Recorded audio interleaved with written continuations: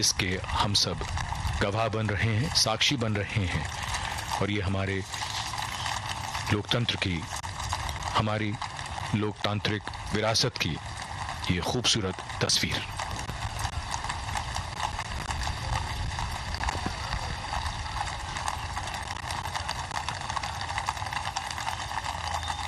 संसद भवन के निकट पहुंचता हुआ ये काफिला कुछ ही देर में संसद भवन के गेट नंबर 5 पर पहुंचेगा।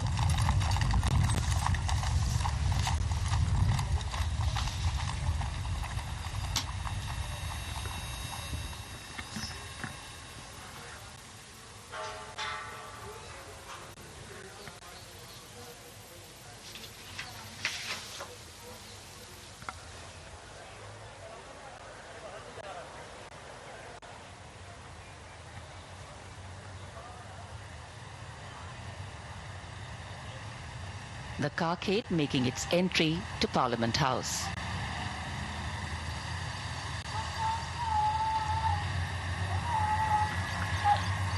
संसद भवन में दाखिल होता हुआ ये काफिला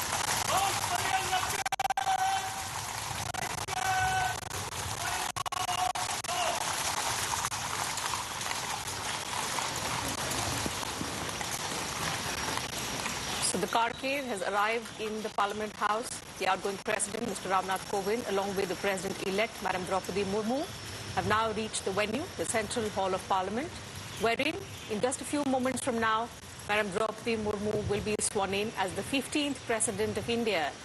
Only the second woman President of the country, the first tribal President, also the youngest President India has ever had. The President-elect being welcomed by Rajya Sabha Chairman M. Venkaiah Naidu.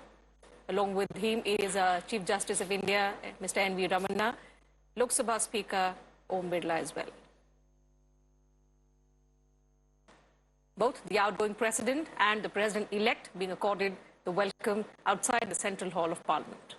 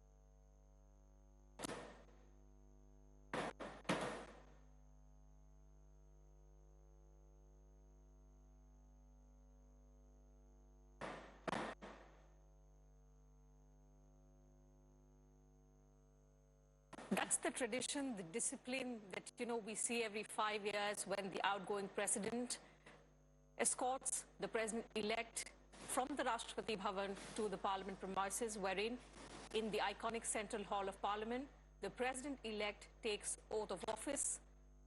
Madam Naidu, Lok Sabha Speaker Om Birla, Prime Minister Narendra Modi, members of the Union Cabinet, also the chief ministers of various states, state governors as well, and a host of other dignitaries in attendance inside the Central Hall of Parliament. Chief Justice of India, Mr. N.V. Ramanna, will administer the oath of office to Madam Draupadi Murmu, who will, in a short while from now, take oath as the 15th President of India from the iconic Central Hall of Parliament. बिल्कुल अपने आप में ये ऐतिहासिक तस्वीरें कुछ ही पलों में नवनिर्वाचित राष्ट्रपति द्रौपदी मुर्मू देश के सर्वोच्च संवैधानिक पद की शपथ लेंगी। आजादी के बाद जन्म लेने वाली वो पहली राष्ट्रपति होंगी, साथ ही दूसरी महिला राष्ट्रपति और जनजातीय समुदाय से राष्ट्रपति पद तक का सफर तय करने वाली पहली महिला।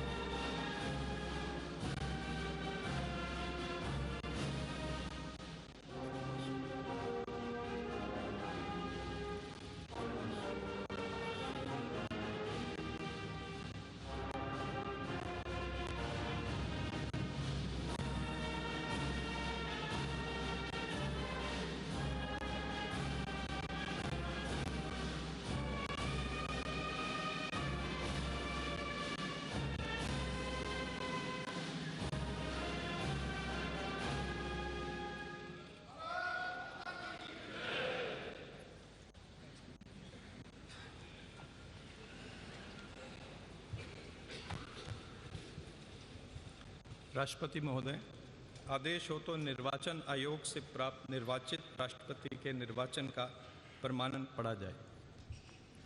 यतः भारत के संविधान के अनुच्छेद 324 द्वारा भारत के राष्ट्रपति के पद के निर्वाचन का अधीक्षण, निर्देशन और नियंत्रण भारत निर्वाचन आयोग में निहित है और यतः श्री रामनाथ कोविंद की पदावधि का अवसान वर्ष 2022 के जुलाई मास के 24वें दिन तदनुसार शक संवत के वर्ष 1944 के श्रावण मास के दूसरे दिन होने के लिए नियत है और यतः भारत के राष्ट्रपति के पद को भरने के लिए संविधान तथा राष्ट्रपतीय और उपराष्ट्रपतीय निर्वाचन अधिनियम 1952 के उपबंधों और तदधीन बनाए गए नियमों और आदेशों के अनुसार निर्वाचन करा लिया गया है तथा परिणाम घोषित कर दिया गया है। अब इसलिए भारत निर्वाचन आयोग एतद द्वारा प्रमाणित करता है कि श्रीमती द्रौपदी मुर्मू वर्ष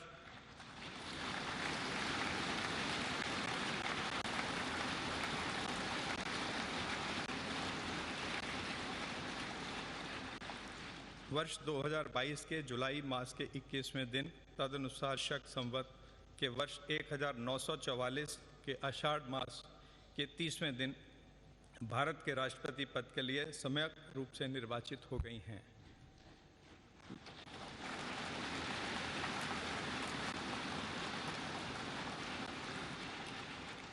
भारत गणराज्य के 73वें वर्ष में हमारे हस्ताक्षर और भारत निर्वाचन आयोग की मुहर से वर्ष 2022 के जुलाई मास के इस 21वें दिन तदनुसार शक संवत के वर्ष 1944 के आषाढ़ मास के 30वें दिन प्रदत्त किया गया।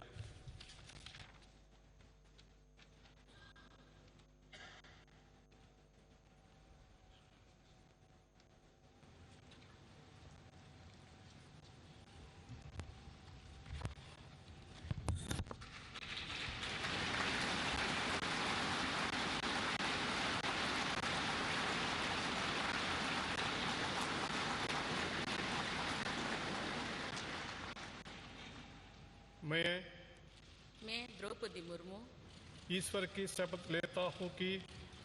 शपथ लेती हूँ कि मैं श्रद्धापूर्वक भारत के राष्ट्रपति के पद का कार्यपालन करूंगी तथा अपनी पूरी योग्यता से संविधान और विधि का परिरक्षण, संरक्षण और प्रतिरक्षण करूंगी और मैं भारत की जनता की सेवा और कल्याण में निरत रहूंगी।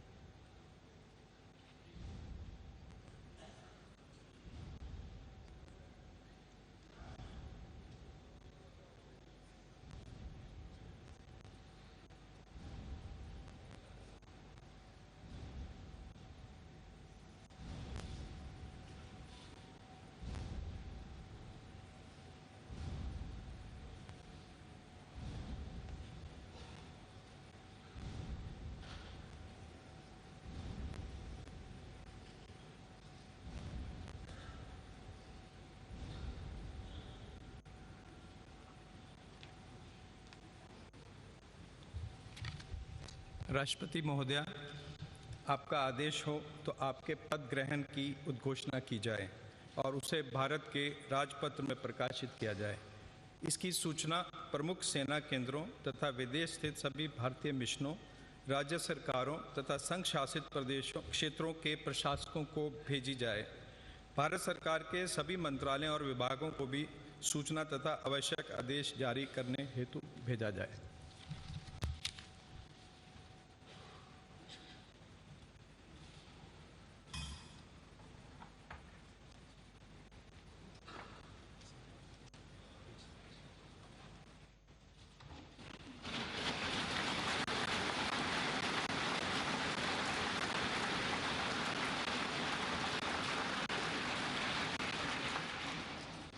आदरणीय श्री रामनाथ कोविंद जी, उपराष्ट्रपति श्री एम वेंकैया नायडू जी, प्रधानमंत्री श्री नरेंद्र मोदी जी, लोकसभा के स्पीकर श्री ओम बिरला जी, चीफ जस्टिस एन.वी. रमन्ना जी, सम्मानित सांसदगण, अन्य महानुभावों, देवियों और स्वजनों तथा मेरे प्यारे देशवासियों, सभी को जोहार।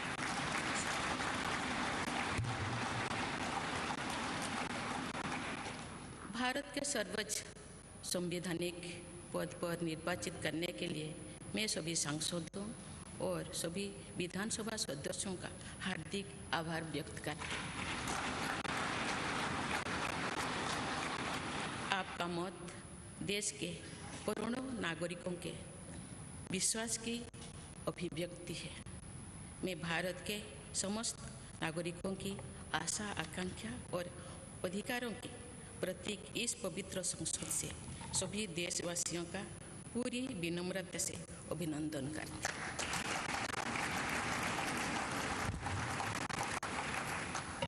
आपकी आत्मीयता, आपका विश्वास और आपका सहयोग मेरे लिए इस नए दायित्व का निभाने में मेरी बहुत बड़ी ताकत रहेगी। मुझे राष्ट्रपति के रूप में देश ने एक ऐसे महत्वपूर्ण कालखंड में चुना है जो हम अपनी आज़ादी का अमृत महोत्सव मना रहे हैं।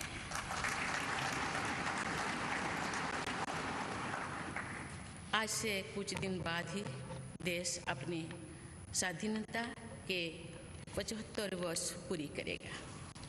ये भी एक संयोग है कि जब देश अपनी आज़ादी के 50वें वर्ष का पर्व मना रहा था, तभी मेरे राजनीतिक जीवन की शुरुआत हुई थी। और आज आज़ादी के 75वें वर्ष में मुझे ये नया दायित्व मिला है। ऐसे ऐतिहासिक समय में जब भारत अगले 25 वर्षों के विजन को हासिल करने के लिए पूरी ऊर्जा से जुटा हुआ है, मुझे ये जिम्मेदारी मिलना मेरा बहुत बड़ा सौभाग्य है।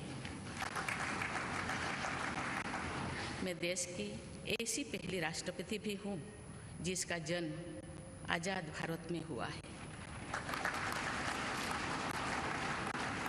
हमारे स्वाधीनता सेनानियों ने आज़ाद हिंदुस्तान के हम नागरिकों से जो अपेक्षाएं की थी, उनकी पूर्ति के लिए इस अमृत काल में हमें तेज गति से काम करना होगा।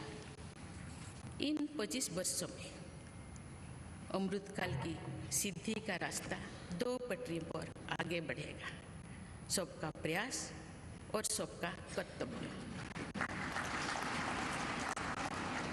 भारत के उज्जवल भविष्य की नई विकास यात्रा हमें सबके प्रयास से करनी है, कर्तव्य पथ पर चलते हुए करनी ही है।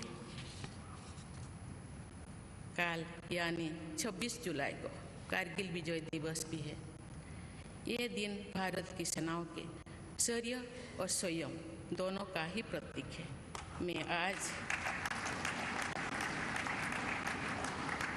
मैं आज देश की सेनाओं को तथा देश के समस्त नागरिकों को कारगिल विजय दिवस की अग्रिम शुभकामनाएं देती हूँ।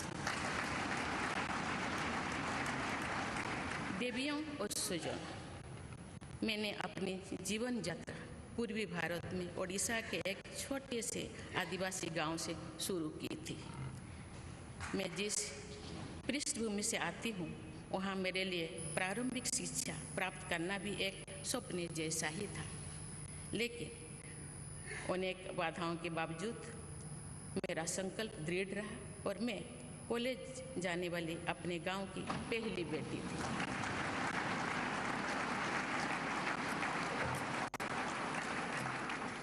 मैं जनजातीय समाज से हूँ और वार्ड काउंसिलर से लेकर भारत के राष्ट्रपति बनने तक का अवसर मुझे मिला है। ये लोकतंत्र की जननी भारतवर्ष की महानता है। ये हमारे लोकतंत्र की ही शक्ति है कि उसमें एक गरीब घर के पैदा होने बेटी, दूर सुदूर आदिवासी क्षेत्र में पैदा हुई बेटी भारत के सर्वोच्च संवैधानिक पद तक पहुंच सकती है।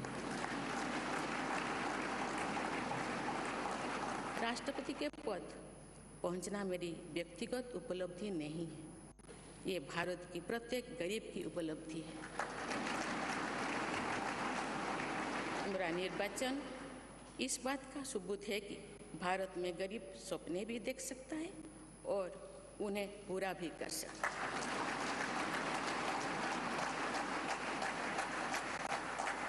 और ये मेरे लिए बहुत संतोष की बात है कि जो सदियों से वंचित रहे, जो जीवन विकास के लाभ से दूर रहे, वे गरीब, दलित, पिछड़े तथा आदिवासी मुझे ये अपना प्रतिबिंब देख सकती है। मेरे इस निर्वाचन में देश के गरीब व का आशीर्वाद शामिल है। देश की करोड़ों महिलाओं और बेटियों के सपनों और सामर्थ्य की झलक है। मेरे इस निर्वाचन में पुराने लीग से हटकर नए रास्ते पर चलने वाले भारत के आज के युवाओं का साहस भी शामिल है। ऐसे प्रगतिशील भारत का नेतृत्व करते हुए आज मैं खुद को गौरवान्वित महसूस कर रही हूँ। मैं आज समस्त देशवासियों को, विशेषकर भारत के युवाओं को तथा भारत की महिलाओं को ये विश्वास दिलाती हूँ कि इस पद पर कार्य करते हुए मेरे लिए उनके हित सर्वोपरि होंगे। देवियों और स्वजनों, मेरे सामने भारत के राष्ट्रपति पद की ऐसी महान विरासत है जिसने विश्व में भारतीय लोकतंत्र की प्रतिष्ठा का निरंतर मजबूत किया है। देश के प्रथम राष्ट्रपति डॉक्टर राजेंद्र प्रसाद से लेकर श्री रामनाथ कोविंद जी तक अनेक विभूतियों ने इस पद को सुशोभित किया है। इस पद के साथ साथ देश ने इस महान परंपरा के प्रतिनिधित्व का दायित्व भी मुझे सौंपा है। संविधान के आलोक में मैं पूरी निष्ठा से अपने कर्तव्यों का निर्वहन करूंगी। मेरे लिए भारत के लोकतांत्रिक, सांस्कृतिक आदर्श और सभी देशवासी हमेशा मेरे ऊर्जा के स्रोत रहेंगे। देवियों और स्वजनों, हमारे संवैधानिक संग्राम में, स्वाधीनता संग्राम में एक राष्ट्र के तौर पर भारत की नई यात्रा की रूपरेखा तैयार की है। हमारा स्वाधीनता संग्राम उन संघर्षों और बलिदानों की अविरल धारा है जिसने आज़ाद भारत के लिए कितनी ही आदर्शों और संभावनाओं की सिंचा था। पूज्य बापू ने हमें स्वराज, स्वदेशी, स्वच्छता और सत्याग्रह द्वारा भारत के सांस्कृतिक आदर्शों की स्थापना का मार्ग दिखाया था। नेताजी सुभाष चंद्र बोस, नेहरू जी, सरदार पटेल, बाबा साहेब अम्बेडकर, भगत सिंह, सुखदेव, राजगुरु, चंद्रशेखर आजाद जैसे अनगिनत स्वाधीनता सेनानियों ने हमें राष्ट्र की स्वाभिमान को सर्वोपरि रखने की शिक्षा दी थी।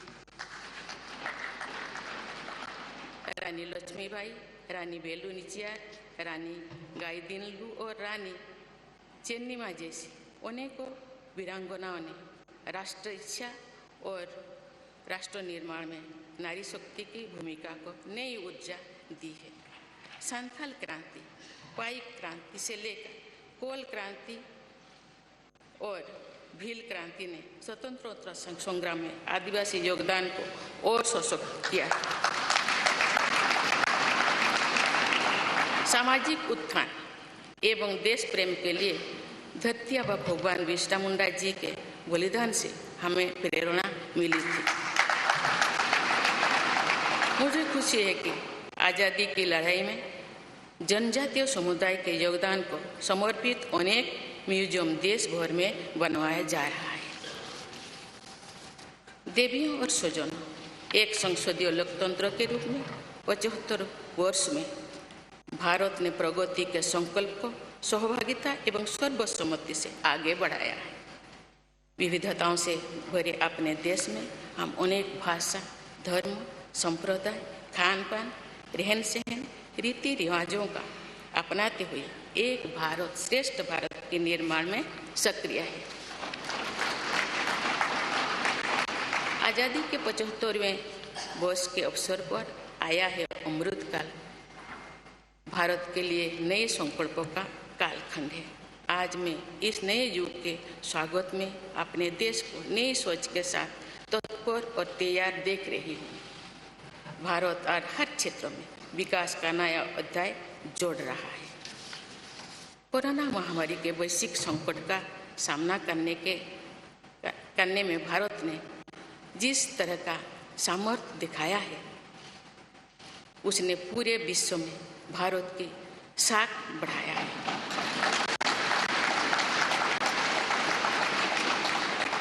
हम हिंदुस्तानियों ने अपने प्रयासों से न सिर्फ इस वैश्विक चुनौती का सामना किया, बल्कि दुनिया के सामने नए मापदंड भी स्थापित की। कुछ दिन पहले भारत ने कोरोना वैक्सीन की 200 करोड़ डोज लगाने का कीर्तिमान बनाया।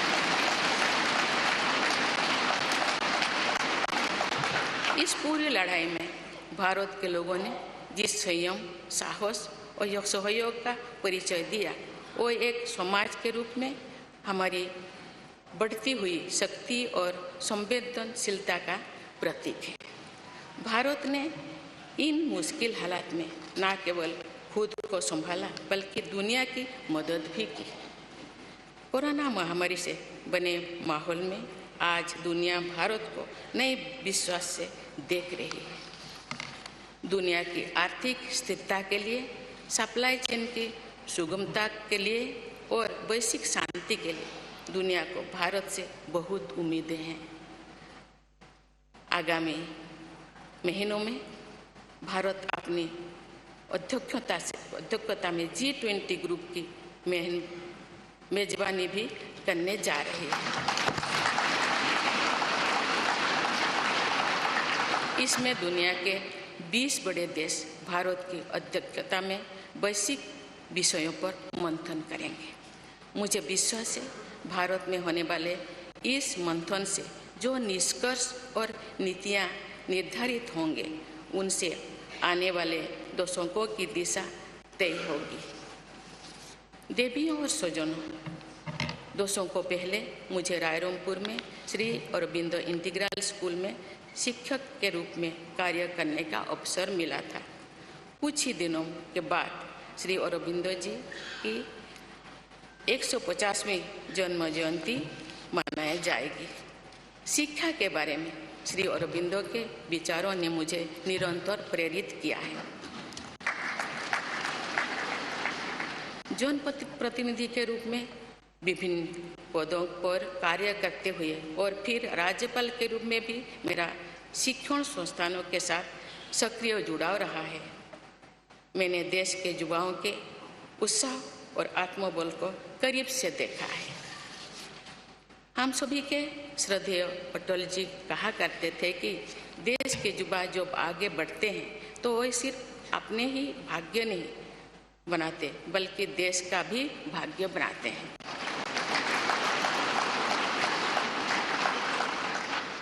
आज हम इसे सोच होते देख रहे हैं। वोकल फॉर लोकल से लेकर डिजिटल इंडिया तक हर क्षेत्र में आगे बढ़ रहा आज का भारत विश्व के साथ कदम से कदम मिलाकर औद्योगिक क्रांति 4.0 के लिए पूरी तरह भारत तैयार है। रिकॉर्ड संख्या में बन रहे स्टार्टअप्स में नए नए इनोवेशंस में दूर सुदूर क्षेत्रों में डिजिटल टेक्नोलॉजी की स्वीकार्यता में भारत के युवाओं की बड़ी भूमिका है। बीती वर्षों में भारत ने जिस तरह महिला सशक्तिकरण के लिए निर्णय लिए हैं, नीतियाँ बनाई गई है, इससे भी देश में एक नई शक्ति का संचार हुआ है। मैं चाहती हूँ कि हमारी सभी बहनें व बेटियाँ अधिक से अधिक सशक्त हो तथा वे देश के हर क्षेत्र में अपना योगदान बढ़ाती रहें। मैं अपने देश के युवाओं से कहना चाहती हूँ कि आप न केवल अपने भविष्य का निर्माण कर रहे हैं बल्कि भविष्य के भारत की नींव भी रख रहे हैं। देश के राष्ट्रपति के तौर पर मेरा हमेशा आपको पूरा सहयोग रहेगा। देवियों और सुजों, विकास और प्रगतिशीलता का अर्थ निरंतर आगे बढ़ना होता है, लेकिन साथ ही अपने अतीत का ज्ञान भी उतना ही आवश्यक है। आज जब विश्व सस्टेनेबल प्लैनेट की बात कर रहे हैं तो उसमें भारत की प्राचीन परंपराओं, हमारे अतीत की सस्टेनेबल लाइफस्टाइल की भूमिका और बढ़ जाती है। मेरा जन्म तो उस जनजातीय परंपरा से हुआ है जिसने हजारों वर्ष से प्रकृति के साथ तालमेल बनाकर जीवन को आगे बढ़ाया है। मैंने जंगल और जलाशयों के महत्व को अपने जीवन में महसूस किया है। हम प्रकृति से जरूरी संसाधन लेते हैं और उतनी ही श्रद्धा से प्रकृति से सेवा भी करते हैं। यहाँ संवेदनशीलता का आज वैश्विक अनिवार्यता बन गया है। मुझे इस बात की प्रसन्नता है कि भारत पर्यावरण संरक्षण के क्षेत्र में विश्व का मार्गदर्शक बन रहा है। देवियों और स्वजन, मैंने अपने अब तक के जीवन में जौन सेवा में ही जीवन की सार्थकता को अनुभव किया है। श्री जगन्नाथ क्षेत्र के एक प्रख्यात कवि भीम भोई जी की कविता की एक पंक्ति है, मो जीवन पचे नर्क के पड़ी था जगत उद्धार।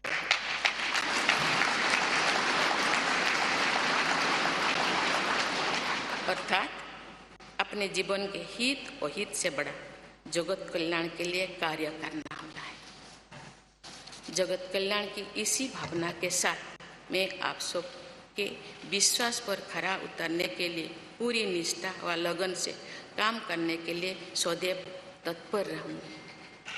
आइए हम सभी एकजुट होकर समर्पित भाव से कर्तव्य पथ पर आगे बढ़े तथा वैभवशाली व आत्मनिर्भर भारत का निर्माण करें। धन्यवाद। जय हिंद, जय।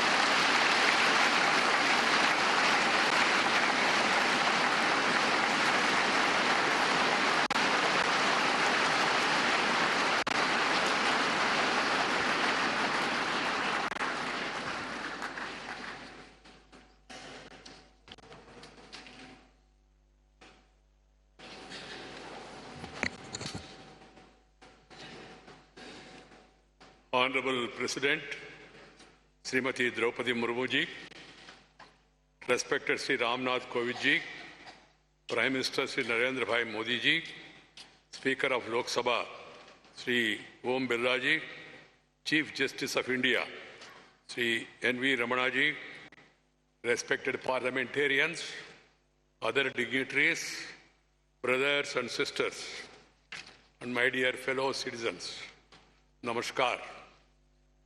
Madam President, you have just addressed the members of the Parliament. I wish to read a few paragraphs from the English version of the address, and the rest may be considered as read in view of the time constraint.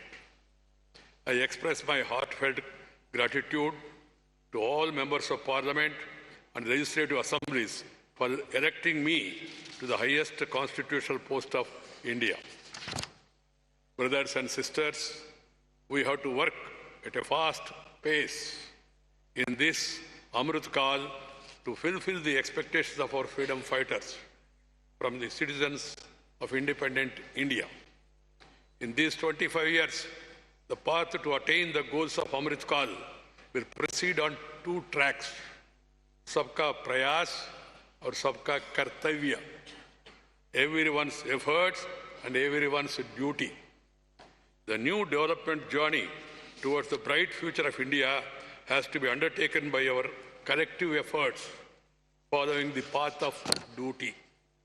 We will be observing Kargil Vijay Divas tomorrow, July 26th. This day is a symbol of both the bravery and the restraint of the Indian armed forces. Today, I extend my best wishes in advance to the armed forces of the country and to all the citizens of India. Brothers and sisters, growth and progress mean continuously marching ahead, but equally important is awareness about one's past. Today, when the world is talking about sustainable planet, the role of India's ancient traditions and sustainable lifestyle becomes more important. I was born in the tribal tradition which has lived in harmony with the nature for thousands of years. I have realized the importance of forests and water bodies in my life. We take necessary resources from nature and serve nature with equal reverence. This sensitivity has become a global imperative today. I'm happy that India is guiding the world in the field of environmental protection. Brothers and sisters, in my life so far, I have realized the meaning of life only through public service. There is a line from the poem of Bhim Bhoi Ji, a famous poet of Sri Jagannath Kshetra. Mo jibana bacche, narke paditao, jagata uddar hev. That is, working for the welfare of the world is far greater than one's own interest. With the spirit of welfare of the world, it always be ready to work. All of us, with full devotion and dedication, to live up to the trust you all have reposed in me. Let us all unite and move forward on the path of duty with a dedicated spirit to build a glorious and self-reliant India. Thank you. Jai Hind.